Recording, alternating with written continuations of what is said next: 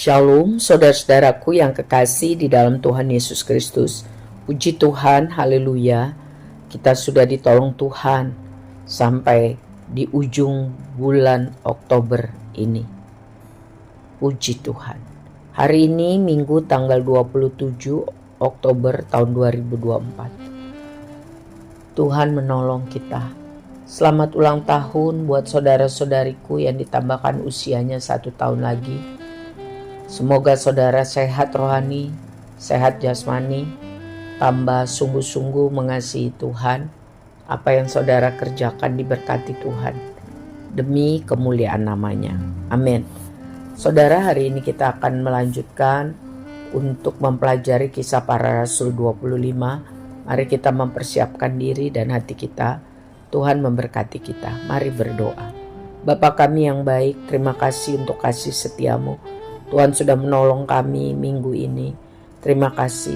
Mohon ampun buat semua dosa salah kami.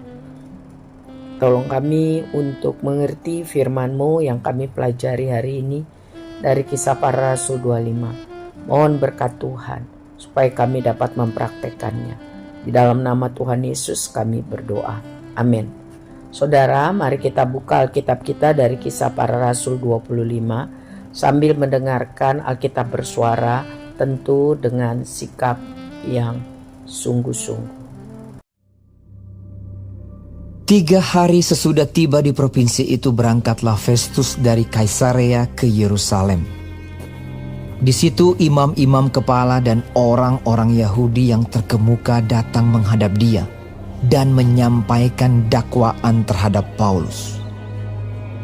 Kepadanya mereka meminta suatu anugerah yang merugikan Paulus, yaitu untuk menyuruh Paulus datang ke Yerusalem. Sebab mereka sedang membuat rencana untuk membunuh dia di tengah jalan. Tetapi Festus menjawab bahwa Paulus tetap ditahan di Kaisarea dan bahwa ia sendiri bermaksud untuk segera kembali ke sana. Katanya, "Karena itu, baiklah orang-orang yang berwenang di antara kamu turut ke sana bersama-sama dengan aku dan mengajukan dakwaan terhadap dia jika ada kesalahannya." Festus tinggal tidak lebih daripada 8 atau 10 hari di Yerusalem. Sesudah itu ia pulang ke Kaisarea. Pada keesokan harinya ia mengadakan sidang pengadilan dan menyuruh menghadapkan Paulus. Sesudah Paulus tiba di situ, semua orang Yahudi yang datang dari Yerusalem berdiri mengelilinginya dan mereka mengemukakan banyak tuduhan berat terhadap dia yang tidak dapat mereka buktikan.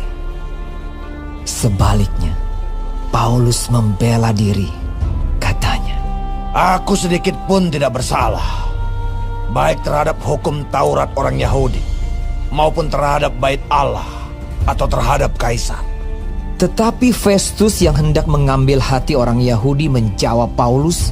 Katanya, "Apakah engkau bersedia pergi ke Yerusalem supaya engkau dihakimi di sana di hadapanku tentang perkara ini?" Tetapi kata Paulus, "Aku sekarang berdiri di sini di hadapan pengadilan Kaisar, dan disinilah aku harus dihakimi. Seperti engkau sendiri tahu benar-benar, sedikit pun aku tidak berbuat salah terhadap orang Yahudi. Jadi, jika aku benar-benar bersalah dan berbuat sesuatu kejahatan yang setimpal dengan hukuman mati, aku rela mati.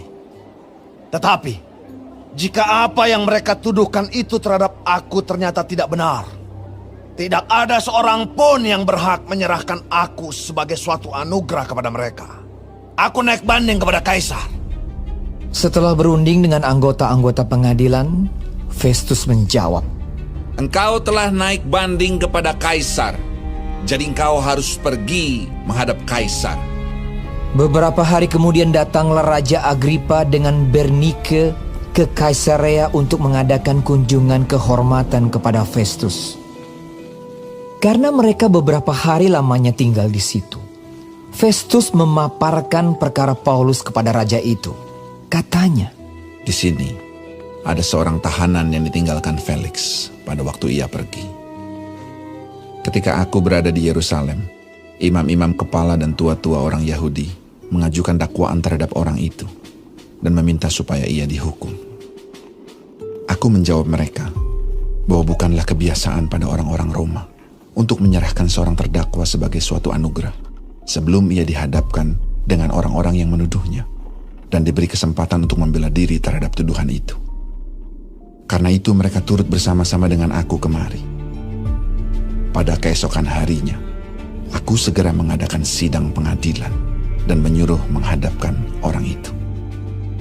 Tetapi ketika para pendakwa berdiri di sekelilingnya, mereka tidak mengajukan suatu tuduhan pun tentang perbuatan jahat seperti yang telah aku duga. Tetapi mereka hanya berselisih paham dengan dia tentang soal-soal agama mereka dan tentang seorang bernama Yesus yang sudah mati. Sedangkan Paulus katakan dengan pasti bahwa ia hidup. Karena aku ragu-ragu bagaimana aku harus memeriksa perkara-perkara seperti itu, aku menanyakan apakah ia mau pergi ke Yerusalem supaya perkaranya dihakimi di situ. Tetapi Paulus naik banding.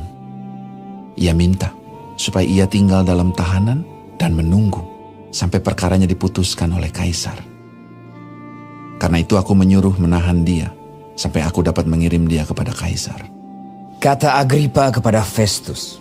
Aku ingin mendengar orang itu sendiri. Jawab Festus. Besok engkau akan mendengar dia. Pada keesokan harinya, datanglah Agripa dan Bernike dengan segala kebesaran, dan sesudah mereka masuk ruang pengadilan bersama-sama dengan kepala-kepala pasukan dan orang-orang yang terkemuka dari kota itu, Festus memberi perintah supaya Paulus dihadapkan. Festus berkata, Ya Raja Agripa serta semua yang hadir di sini bersama-sama dengan kami. Lihatlah orang ini yang dituduh oleh semua orang Yahudi, baik yang di Yerusalem maupun yang di sini. Mereka telah datang kepadaku dan sambil berteriak-teriak, mereka mengatakan bahwa ia tidak boleh hidup lebih lama. Tetapi ternyata kepadaku bahwa ia tidak berbuat sesuatu pun yang setimpal dengan hukuman mati. Dan karena ia naik banding kepada kaisar, aku memutuskan untuk mengirim dia menghadap kaisar. Tetapi tidak ada apa-apa yang pasti yang harus kutulis kepada kaisar tentang dia. Itulah sebabnya aku menghadapkan dia di sini kepada kamu semua, terutama kepadamu, Raja Agripa, supaya setelah diadakan pemeriksaan, aku dapat menuliskan sesuatu. Sebab pada hematku, tidaklah wajar untuk mengirim seorang tahanan dengan tidak menyatakan tuduhan-tuduhan yang diajukan terhadap dia.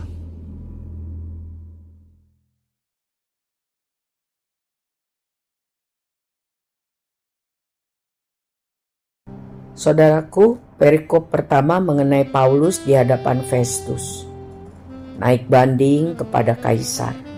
Sesudah kita mendengar dan mengamatinya, kita tahu bahwa dengan pengetahuan kepada undang-undang Romawi, Paulus berhasil mematahkan kekuatan kerjasama jahat antara Festus dan para pemimpin Yahudi, sehingga Festus tidak dapat mengirim Paulus ke Yerusalem lagi, tapi sesuai dengan rencana Tuhan, Paulus harus pergi ke Roma. Untuk apa?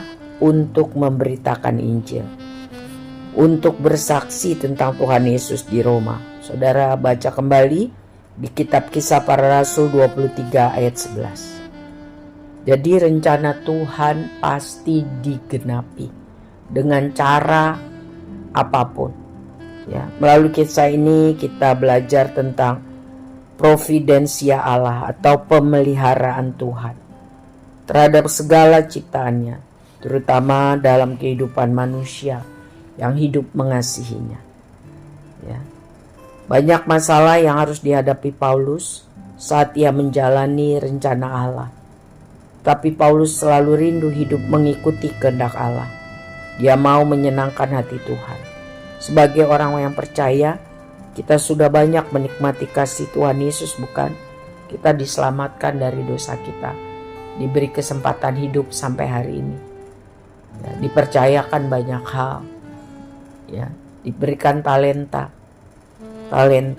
Tuhan mau kita orang yang percaya ini selama masih ada tugas hidup di dunia jadi garam dan terang, agar banyak orang melihat kelakuan kita yang baik lalu mereka memuliakan Tuhan. Jangan orang melihat kelakuan kita yang buruk, ya, tapi harus kelakuan kita baik, benar, sehingga orang memuliakan Tuhan, ya. Orang mengenal Tuhan melalui hidup kita, bahkan percaya dan beriman Tuhan melalui kesaksian hidup kita, perkataan dan perbuatan tentunya. Jadi saudara, walaupun banyak masalah, tetaplah berdiri teguh, jangan goyah, dan giatlah selalu dalam pelayanan pekerjaan Tuhan. Sebab kita tahu bahwa dalam persekutuan dengan Tuhan, segala yang kita kerjakan untuk Tuhan, jerih lelah kita di dalam Tuhan tidak akan sia-sia atau berguna atau membuahkan hasil atau bernilai berharga. 1 Korintus 15 ayat 58. Sekali lagi, walaupun banyak masalah, ya, tetaplah berdiri teguh, tidak goyah. Giatlah selalu dalam pekerjaan Tuhan, pekerjaan yang memuliakan Tuhan. Sebab kita tahu bahwa dalam persekutuan dengan Tuhan, segala yang kita kerjakan untuk Tuhan, jerih payah di dalam Tuhan, jerih lelah di dalam Tuhan tidak akan sia-sia, alias berguna, alias membuahkan hasil, alias bernilai atau berharga. Baca ya di 1 Korintus 15 ayat 58. Bagaimana bisa berdiri teguh? Bagaimana bisa tidak goyah?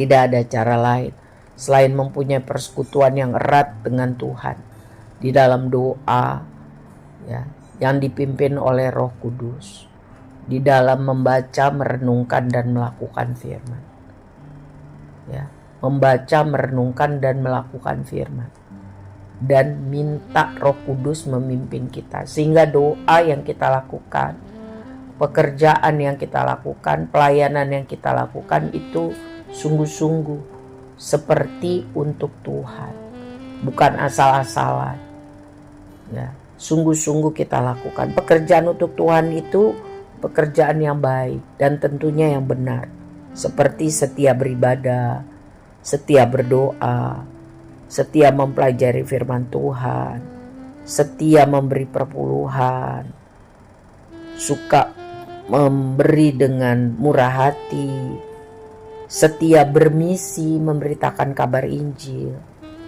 ya, peduli pada orang-orang miskin, memperjuangkan keadilan bagi yang tertindas, rajin bekerja, rajin belajar, jujur, disiplin, taat. Itu semua yang kita lakukan untuk nama Tuhan dimuliakan, ya.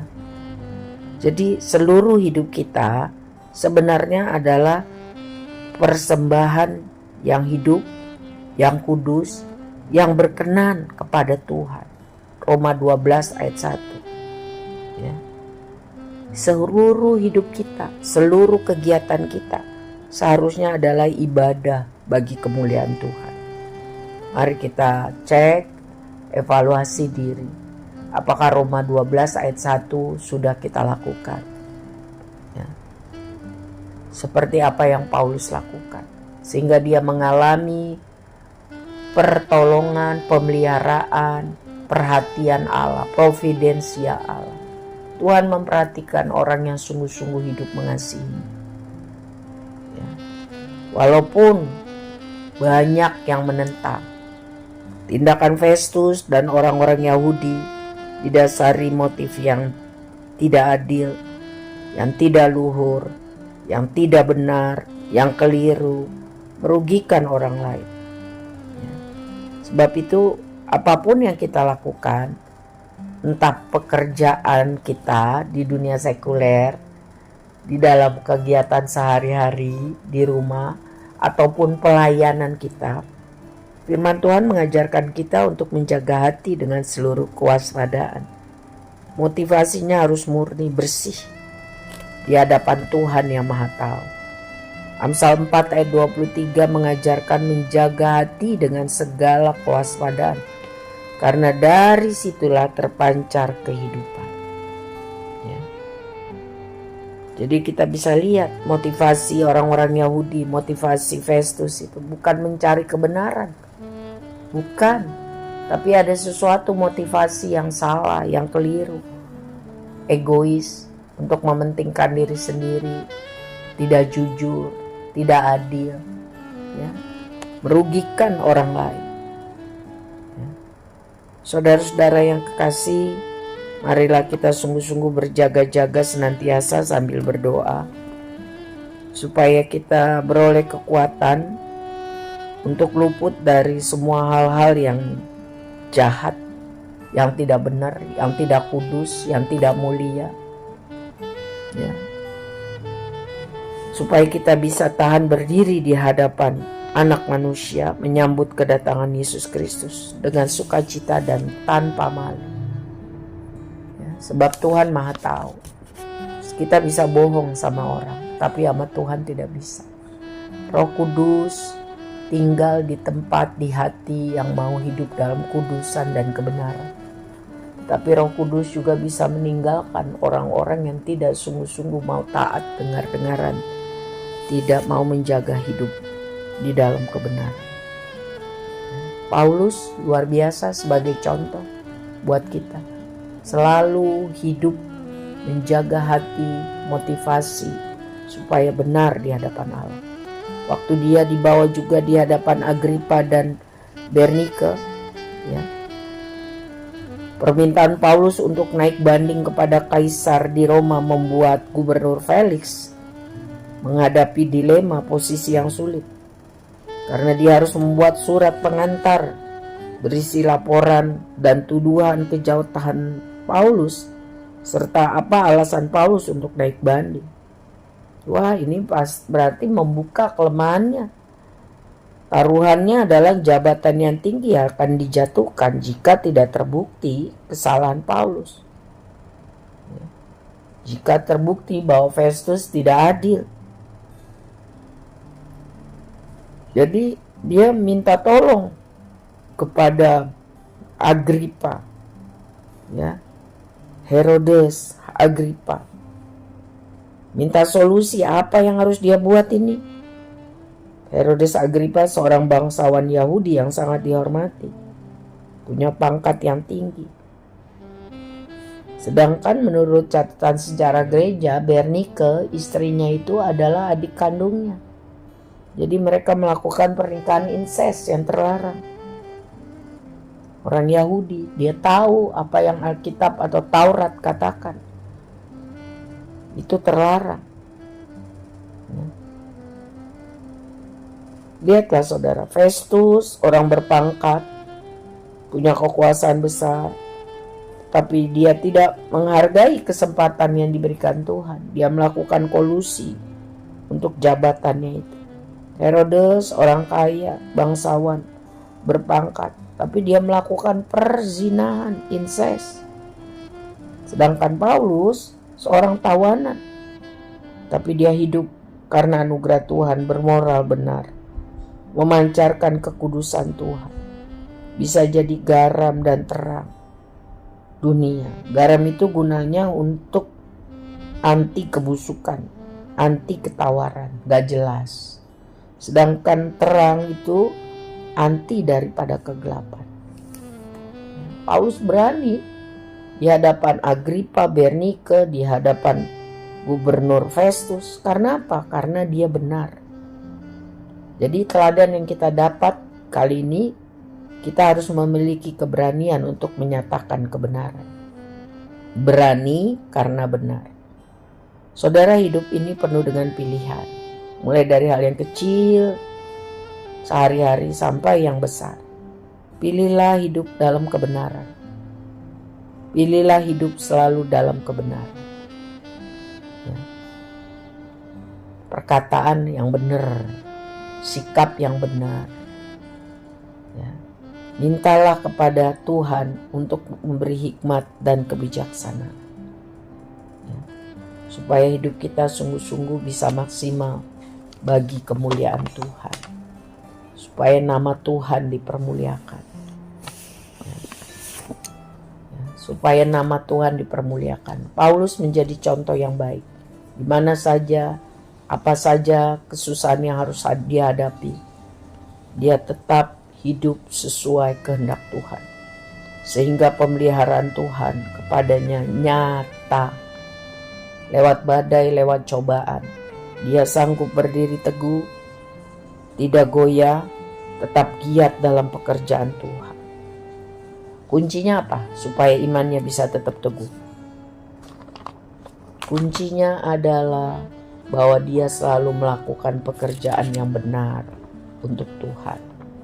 Dia tidak munafik, dia tidak pura-pura baik. Jadi dia berani karena benar. Imannya mantap, imannya teguh. Apapun masalah yang harus dihadapi, imannya teguh.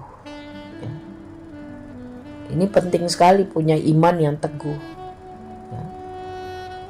Dia diberi kekuatan untuk selalu hidup takut akan Tuhan. Dia tidak bohong. Dia benar dalam perkataan dan perbuatan. Dan diberi anugerah Tuhan untuk sanggup menjalani hidup, memikul salib, mengikuti Yesus. Berapapun harganya. Sanggup karena apa? Karena Tuhan yang memberi kekuatan. Bagaimana caranya Tuhan memberi kekuatan? Sekali lagi, melalui persekutuan yang erat di dalam doa, dalam Roh Kudus. Doa bukan hanya rutinitas karena tugas. Firman Tuhan di dalam Efesus 6 ayat 18 mengatakan, berdoalah setiap waktu di dalam roh, bukan hanya dari mulut, bukan hanya dalam pikiran, tetapi terkoneksi dengan Roh Kudus. Seperti satelit atau internet, gak kelihatan tapi ada. Ya. Seperti itu saudara, Roh Kudus. Gak kelihatan tapi kuasanya nyata. Ya.